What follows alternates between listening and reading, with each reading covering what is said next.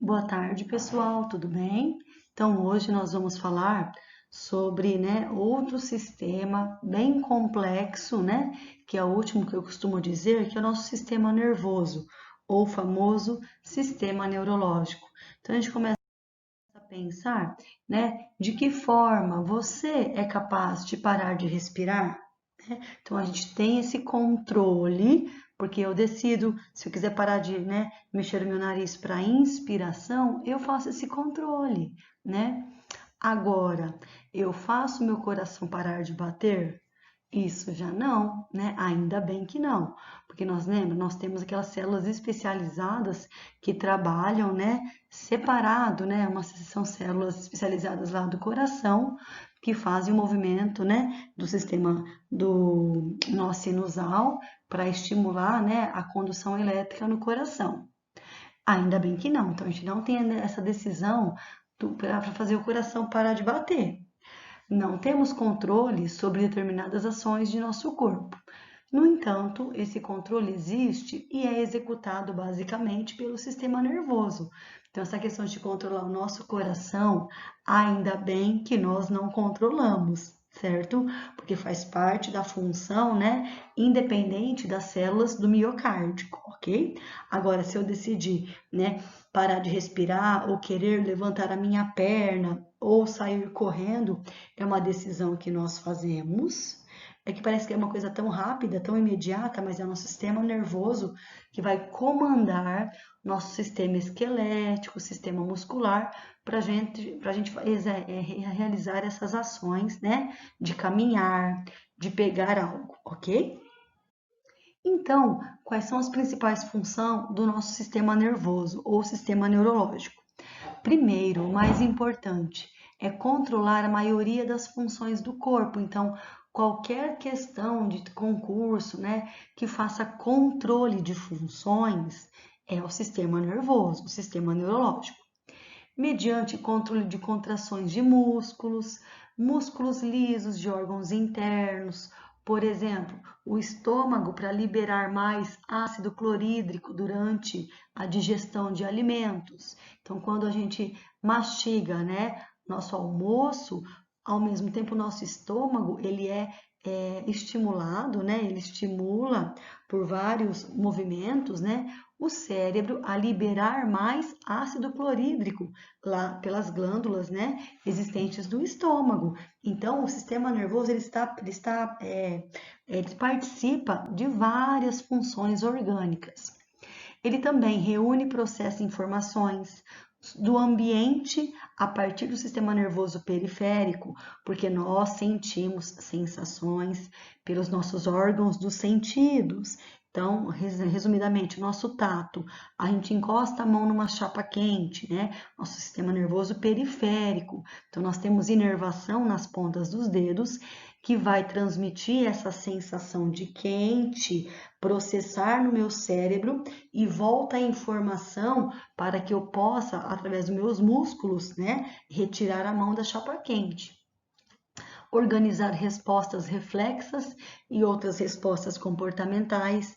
Isso é interessante, aquela parte de exame físico que médicos fazem, se alguém já passou em ortopedista, ele dá aquela marteladinha numa região correta no joelho e a pessoa, por reflexo, levanta a perna e também planejar e executar movimentos voluntários. Então, do momento que a gente acorda e a gente vai levantar da cama, a gente vai ao banheiro para caminhar, para escovar os dentes, são movimentos que nós decidimos realizar e o corpo responde e a gente consegue realizar. Ainda bem.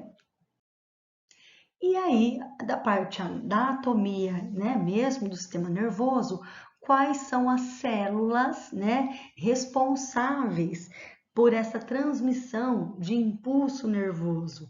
Gente, são os famosos neurônios.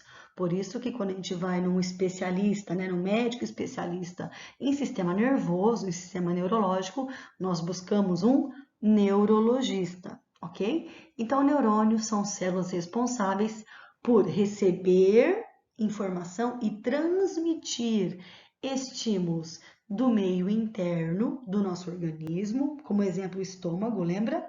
Ou do meio externo, quando a gente coloca a mão numa superfície quente, a gente sente que está queimando a mão. Ou como que eu sinto que um objeto é liso? Porque eu sinto, né, a questão se não é áspero, né? Eu tenho sensações que eu vou guardando exemplos na minha memória, ok?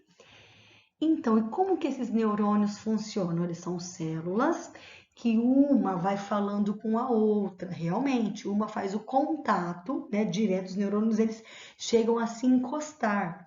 Então, eles têm tem duas condições que eles funcionam por meio da irritabilidade, que é a capacidade que permite uma célula de responder estímulos, sendo internos ou externos, como a gente já deu exemplo, e através também da condutibilidade. Nada mais é o chamado impulso nervoso, é a transmissão de uma mensagem de um neurônio para outro neurônio. E assim é aquele caminho, daquele curto-circuito, né, passando no nosso cérebro e formando, né, as nossas ideias, por exemplo.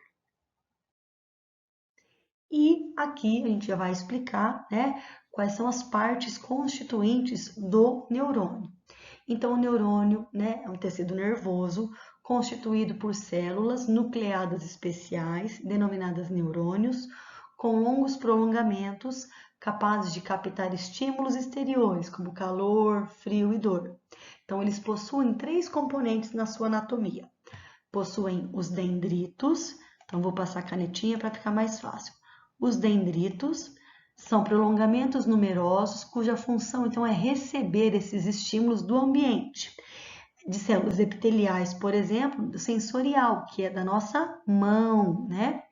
Nós temos o corpo celular, que é a cabeça do neurônio, vamos dizer assim, onde é o centro do tráfego dos impulsos nervosos da célula. E temos o axônio, que como se fosse, né, a terminação final. É um prolongamento único, especializado na condução de impulsos que vão transmitir informações do neurônio para outras células nervosas, né? Ou seja, para outros neurônios, sendo elas estando no músculo, em glândulas, ok? E aí, como se chama então aquele caminho da mensagem de um neurônio para outro, né? Que é a transmissão do impulso nervoso de um neurônio a outro, vai depender de estruturas altamente especializadas. Então, esse caminho da mensagem são as famosas sinapses, que nada mais é a conversa de um neurônio com outro neurônio e assim sucessivamente. Os axônios estão envoltos em uma camada gelatinosa que funciona como um isolante, né? E denomina-se bainha de mielina. Então, é como se fosse uma gordurinha que envolve, né, o axônio e faz uma proteção da mensagem que vai ser passada de um neurônio para o outro. O conjunto de axônios corresponde às fibras nervosas, porque nós temos, pessoal, milhares, né, milhões de neurônios em nosso sistema nervoso, cuja união formam-se feixes ou tratos do sistema nervoso central. E temos também os nervos do sistema nervoso periférico. A junção de corpos neuronais constitui uma substância cinzenta denominada de córtex, famoso córtex cerebral. E aqui está o desenho de um neurônio. Então, nós temos aqui, né? Ó, lembra o corpo celular, que é a cabeça do neurônio. Nós temos, né? Aqui, ó, células, né? De Schwann. Nós temos a bainha de mielina, essa parte amareladinha que protege, né? Todo o meu axônio, certo? Que é a terminação nervosa final do neurônio. Então, aqui apareceria outro neurônio que faria a mensagem e outro neurônio na sua continuação, tá? Então, aqui da cabeça do neurônio, nós temos os dendritos que captam, né? Que captam as sensações, os estímulos em si. Então, a mensagem sai daqui do núcleo, caminha pelo axônio, ok? e vai se conectar a outro neurônio através das terminações, da parte finalzinha do axônio. Então, você vai comunicar com outro neurônio, depois outro neurônio e assim vai. Então, voltando na nossa anatomia, né? Nosso sistema nervoso, ele se divide em central, então como se fosse o nosso comandante, e o nosso periférico, né? Que são as ramificações para as nossas, realmente, extremidades, tá? O central, então, ele se constitui no nosso cérebro, ok? Nosso órgão, né? O cérebro, nosso encéfalo, e a nossa medula espinhal. Então, quais são os órgãos que constituem o sistema nervoso central? Nosso cérebro e a medula espinhal. A medula espinhal, ela é responsável por fazer a condução dos impulsos nervosos de e para o cérebro, né? Vai fazer o caminho do sistema nervoso periférico, que eu já vou explicar, para chegar no comandante, ok? Faz a coordenação das atividades reflexas. E o meu sistema nervoso periférico, que é a periferia, se ramifica em um sistema nervoso periférico somático, que regula as funções motoras, os movimentos do corpo, ou também o sistema nervoso periférico voluntário, né? Tem essa denominação também, que são os movimentos do corpo. E temos o periférico autônomo, que controla os processos vitais do organismo. Então, esse autônomo, ele está linkado nos órgãos internos do nosso corpo, tá? Que vai, né, liberar mais enzimas, né, lá para auxiliar na digestão, vai estimular as enzimas do fígado a serem liberadas, ok? Aqui, só para, né, um aumento do conhecimento de vocês, mas, né, para nossa área não tem tanta necessidade de memorizar, né, de conhecer.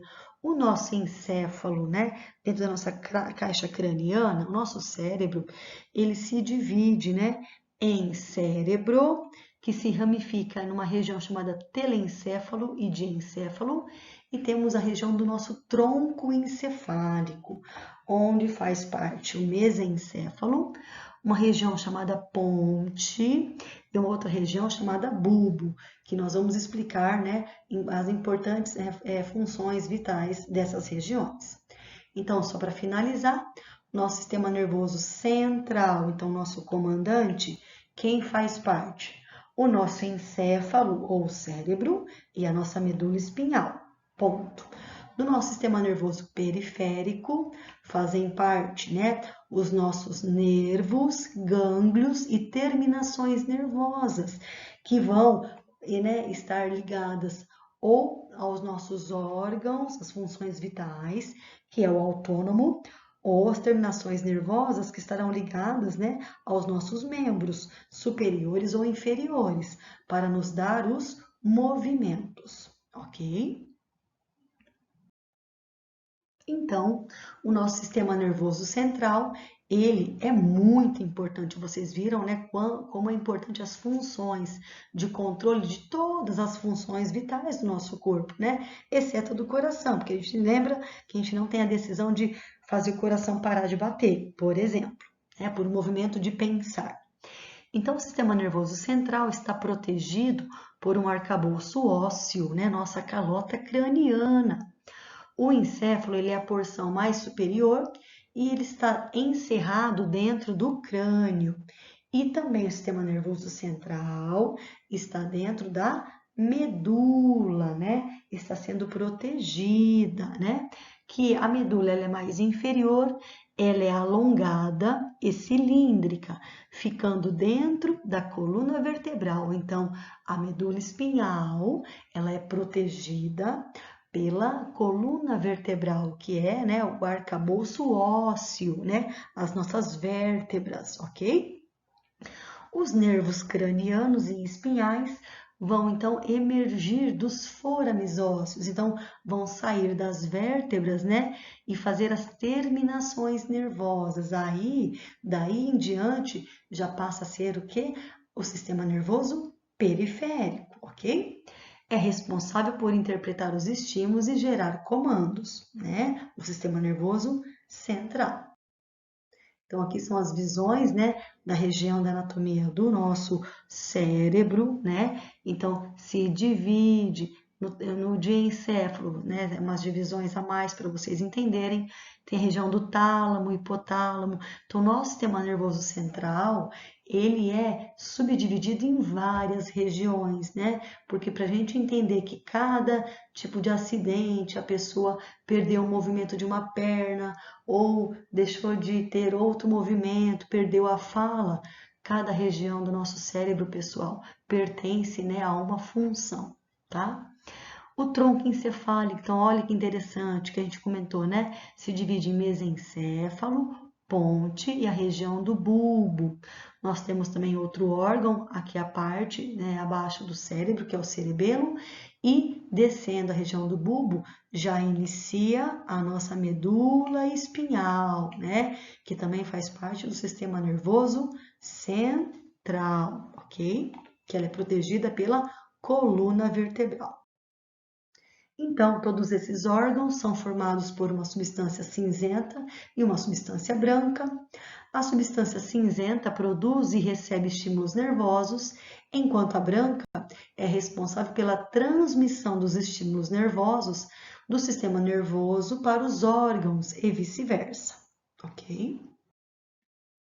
Então, o nosso encéfalo, né? Então, dentro da calota craniana, ele se divide na região do cérebro, que é a porção anterior e principal do encéfalo, né? É uma grande quantidade de conteúdo cerebral. Ela é formada de dois hemisférios, né? Nós temos um hemisfério direito e hemisfério esquerdo. De um modo geral, o cérebro direito recebe informações sensoriais e controla os movimentos do lado esquerdo do corpo. E o mesmo acontece em relação ao cérebro direito. Então, é o que a gente costuma escutar quando um paciente, né, um paciente, algum parente, né, que vocês conheçam, que teve um AVC, né, um AVE, o famoso popular derrame do lado direito, vamos supor, ele perde o movimento, então, do lado contrário, do lado esquerdo, porque internamente há um cruzamento das fibras nervosas, ok? E o cerebelo também possui dois hemisférios.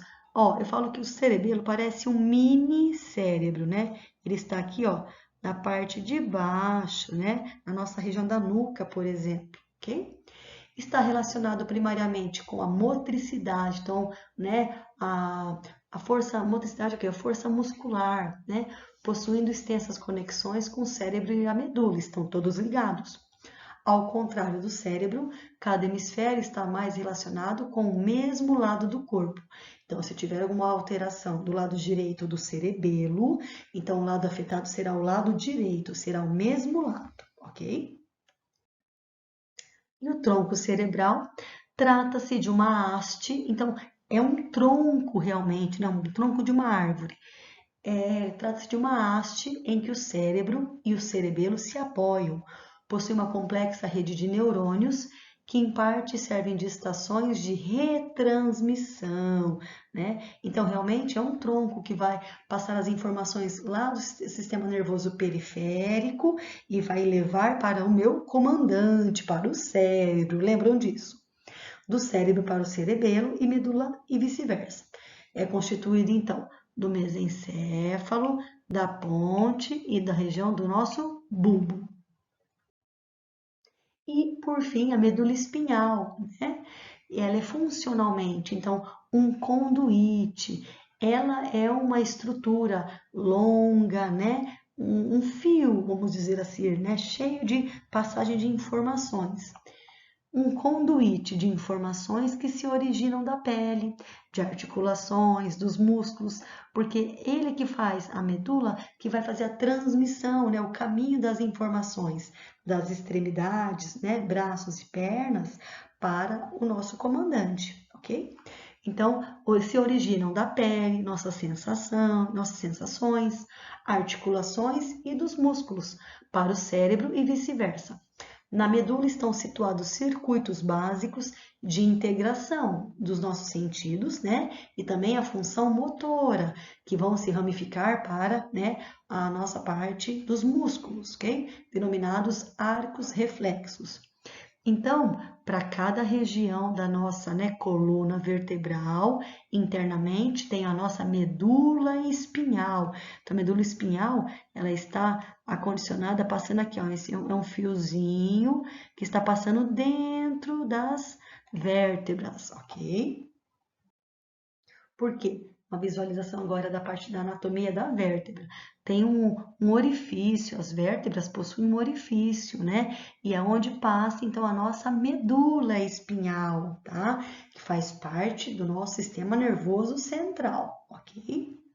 Então, as vértebras fazem a proteção óssea da medula espinhal, da nossa parte do sistema nervoso central. Outra visão, então, né? Olha, internamente a nossa medula espinhal está sendo protegida, né? Ó, essa parte aqui, ó, toda amarelinha, esse fiozinho amarelo, é a nossa, então, medula espinhal, que faz parte do sistema nervoso central e está sendo protegida pelas nossas vértebras. E o nosso sistema nervoso periférico, né? Que, como eu disse para vocês, né, como se seriam soldados, né, onde vai chegar a informação, estão linkados, né, aos órgãos, estão linkados aos músculos para fazer os movimentos, né, de caminhar, levantar o braço, né. Então, nosso sistema nervoso periférico é constituído, então, por nervos e gânglios nervosos. E sua função, olha lá, conectar o sistema nervoso central, que é o nosso, chegando na medula, até o cérebro, que é o nosso comandante, às diversas partes do sistema do nosso corpo humano. Então, ele se divide, lembram? O sistema nervoso, né, periférico voluntário, que nós vimos a divisão lá anteriormente, e o sistema nervoso autônomo. Então, o voluntário, quando eu tenho a decisão, então a parte muscular, que eu quero contrair e relaxar, pegar uma bolsa, sair andando. E o autônomo, que são, né, responsáveis pelas funções vitais dos nossos, né, órgãos, do nosso organismo. E lembrando que ele se divide, então, o autônomo em sistema nervoso periférico simpático e o contrário ao simpático é o parasimpático. Então, a gente vai explicar melhor agora que imaginem, né, que o nosso coração está funcionando, né? Estamos vivos, né, trabalhando. E passamos por um estresse ou alguém nos assusta, o nosso coração não acelera. Todos passaram por um momento, às vezes, de estresse na vida. Por que o coração acelerou? Porque o nosso sistema nervoso simpático, ele é conhecido por, né, estimular as funções. Então, o nosso simpático, ele de modo geral, olha lá, estimula ações que mobilizam energia, permitindo o organismo responder a situações de estresse, né? Um assalto, um susto, né, que a gente passe. Só que se o nosso coração continuasse acelerado por muito tempo, concordam que nós teríamos um risco, né, do nosso coração se cansar de bater? Estaria acelerado por muito tempo. Então, olha que interessante, né? O nosso organismo ele é todo feito para compensar esse estresse que ele aconteceu, né? Então, no momento que o simpático estimulou o coração para ele acelerar, nós temos o outro sistema nervoso periférico parasimpático para entrar nesse momento e fazer um equilíbrio do nosso coração e de todos os outros órgãos para diminuir este estímulo. Então, o que estava estimulando o parasimpático vem para relaxar esses órgãos. Por isso que logo depois de um susto, o nosso coração volta a bater normal, você respira tranquilamente e a vida segue, não é certo? Então, aqui nesse slide, né, mostra bem a função do sistema nervoso simpático quando numa situação de estresse, né, de susto, né, a nossa boca seca, ó, inibe a salivação, você tem que enxergar muito bem o que está acontecendo. Então, a pupila, ela é dilatada, coração acelera. Para isso, se o coração acelera, imaginem vocês, num susto, né? Num momento de estresse, você sai correndo. Então, o organismo te prepara para você ter o quê? Para você respirar melhor, os brônquios ficam relaxados, né? Para você poder ter, né? Oxigenar melhor o seu corpo, tá? Mas depois que tudo entra, né? No eixo, depois de um tempo desse estresse, o coração volta, ó, reduz o batimento cardíaco, então volta o coração a bater normalmente, né? Os brônquios voltam a ficar contraídos, você melhora a sua respiração. Então, é o equilíbrio do nosso corpo. E a gente fala, né? O equilíbrio não só para o nosso corpo, também para a nossa mente, como é importante. E vamos lembrar que o nosso sistema nervoso, né, central, dentro do nosso cérebro e também lá na medula, possui regiões chamadas de ventrículos. São regiões onde um líquor, né, líquor ou líquido cefalorraquidiano, ele circula e é produzido. Vamos lembrar, passamos já por coração, estômago, pulmão, todos os órgãos possuem sempre uma membrana, né? Uma proteção a mais, concordam? Pulmão eram as pleuras, né? O estômago tinha o peritônio, desculpe, peritônio, né? Visceral. O coração tem o pericárdio. Então, no sistema nervoso central, desde o cérebro até a medula espinhal lá embaixo, ele possui meninges, que são camadas protetoras, tá? Para evitar, lembra, traumas, né? Favorecer, né? Proteção.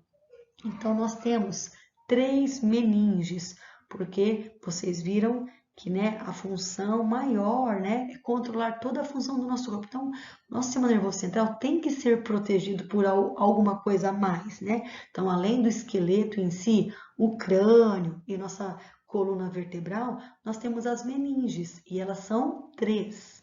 Então, de fora para dentro, né, da parte mais exterior, nós temos a dura mater, aracnoide. Então, aracnoide tem esse nome porque parece fibras de teia de aranha, tá?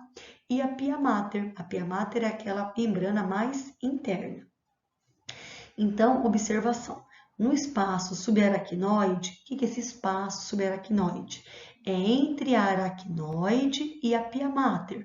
Também circula o líquor, tem que sempre lembrar disso. Então, tanto o encéfalo como a medula espinhal são protegidos por 3 camadas de tecido conjuntivo, que são, né, a proteção do nosso sistema nervoso central, que são as meninges. Nós temos a externa, que, claro, por ser mais externa, é mais espessa, é a famosa dura mater. Temos a meninge mediana do meio, que é a aracnoide, e a mais interna, que é a pia mater, firmemente aderida ao encéfalo e à medula. Lembrando que a pia mater contém vasos sanguíneos responsáveis pela nutrição e oxigenação de células do sistema nervoso central. Então, aqui temos uma imagem, um desenho, né, da anatomia, para ficar mais fácil vocês entenderem, né? Esse scalp, né, é o nosso couro cabeludo, vamos dizer assim, né, onde nascem nossos cabelos. Então, o nosso scalp, logo abaixo tem a calota craniana, durinho, que é nosso crânio. Embaixo teríamos a dura mater, depois a aracnoide, tá vendo aqui essa parte, ó, meia embaçadinha? Ela parece uma teia de aranha, tá? É a nossa aracnoide. E temos a pia mater. A pia mater está realmente grudadinha ao cérebro, né? E claro, passando, né, pelas meninges, nós temos o líquor. Entre a aracnoide e a pia mater, então, nós temos um espaço preenchido pelo líquido cérebro-espinal, ou líquido cefalorraquidiano, que também circula nas cavidades internas do encéfalo e da medula. Esse líquido tem a função de amortecer os choques, mecânicos do sistema nervoso central contra os ossos do crânio e da coluna vertebral. Então, é função de proteção, ok?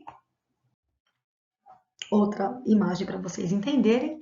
Então, a membrana, né? A meninge de fora, dura mater, a do meio aracnoide e a de dentro, grudadinha no tecido cerebral, é a pia mater.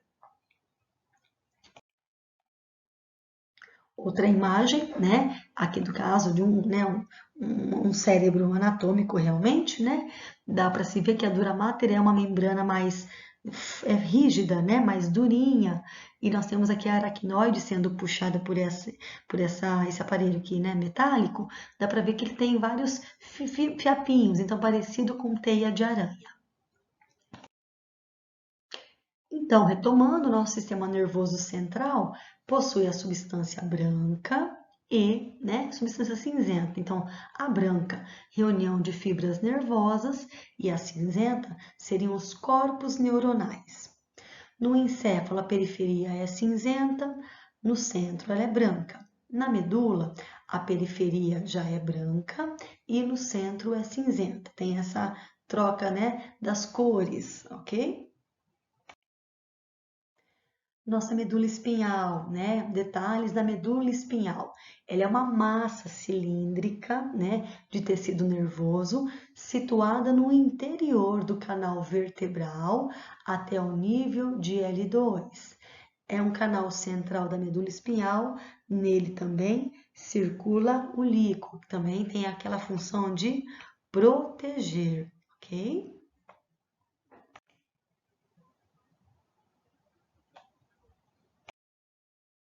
Bom, então aqui, pessoal, né, para vocês verem a inervação, né, ó, da medula espinhal, se ramifica os nervos, os gânglios, né, que vão fazer a conexão com o nosso, né, membros superiores, inferiores e internamente com os nossos órgãos.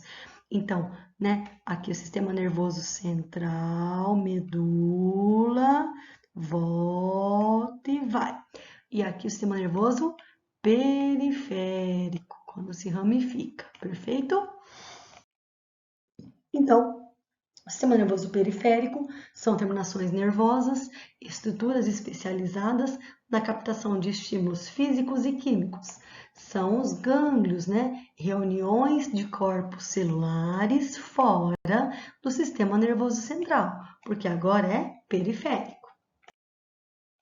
Então, olha como nós temos, né, muitos nervos, né, cranianos. Nervos cranianos são os que fazem conexão com o encéfalo. Então, fazem parte do sistema nervoso periférico. Então, só para vocês terem noção, né? Nervos do olfatório, né? Do sentido do olfato, do cheiro, dos olhos, muito nervo de rosto, glossofaríngeo, né, da nossa língua, muitos nervos, só para vocês terem uma noção, né?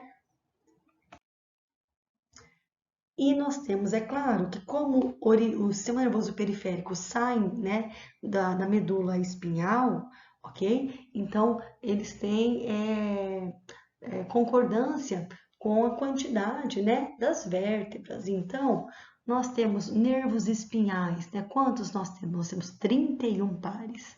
Mas isso é só para vocês conhecerem. Nós temos, então, nervos cervicais. Lembra da coluna vertebral, do esqueleto, né? Nós temos a coluna, né, cervical, então a região do nosso pescoço. Então, dessa região também temos 8 pares de nervos cervicais. Temos os nervos torácicos, né, do nosso tórax. Nós temos 5 pares lombares, estão na região da nossa lombar. Na região, né, 5 pares de nervo sacral e um par de nervo na região coxígea, né? Então, todo mundo já caiu às vezes sentado, né? Dizem que a dor é muito grande, como também pode fraturar o cóccix, né? Mas, né, a questão da dor, porque nós temos nervo, é inervado toda a região, né? Então, a questão da dor é muito grande das pessoas que sofrem essa queda, né? Caem sentada no chão.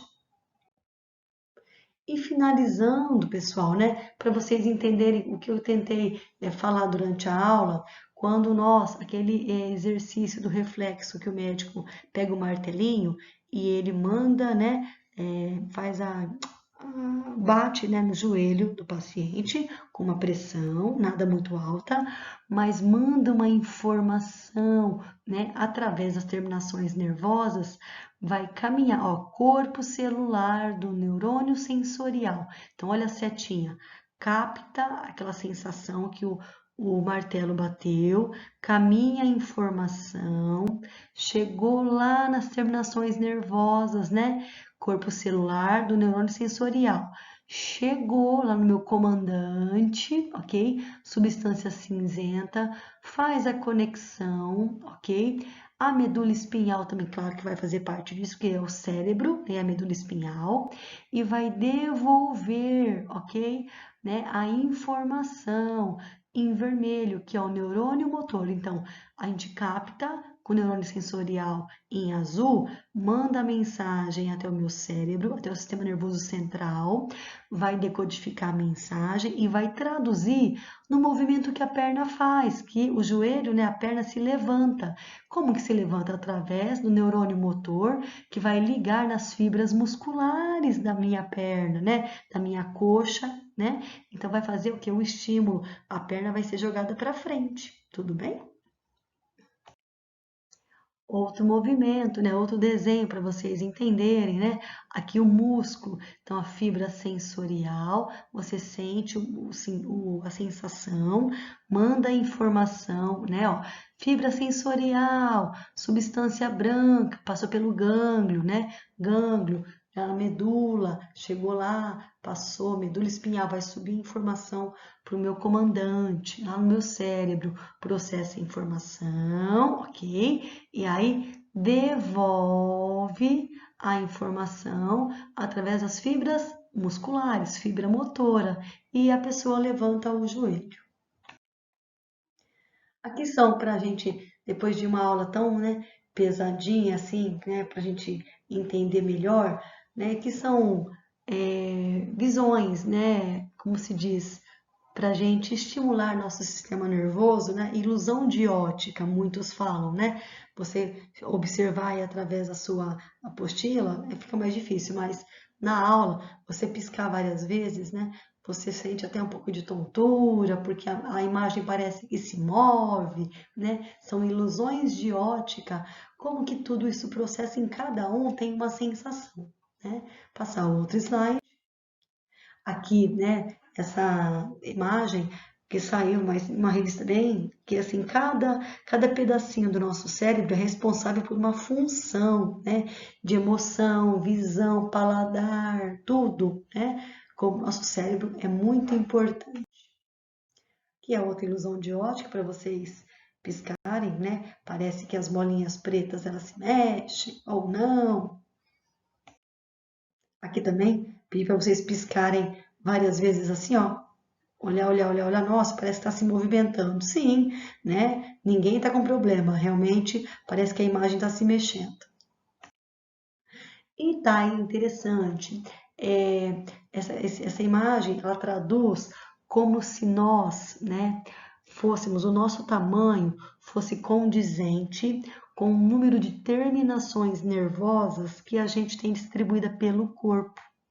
Vocês percebem que o nosso lábio de vocês e a ponta dos dedos, né?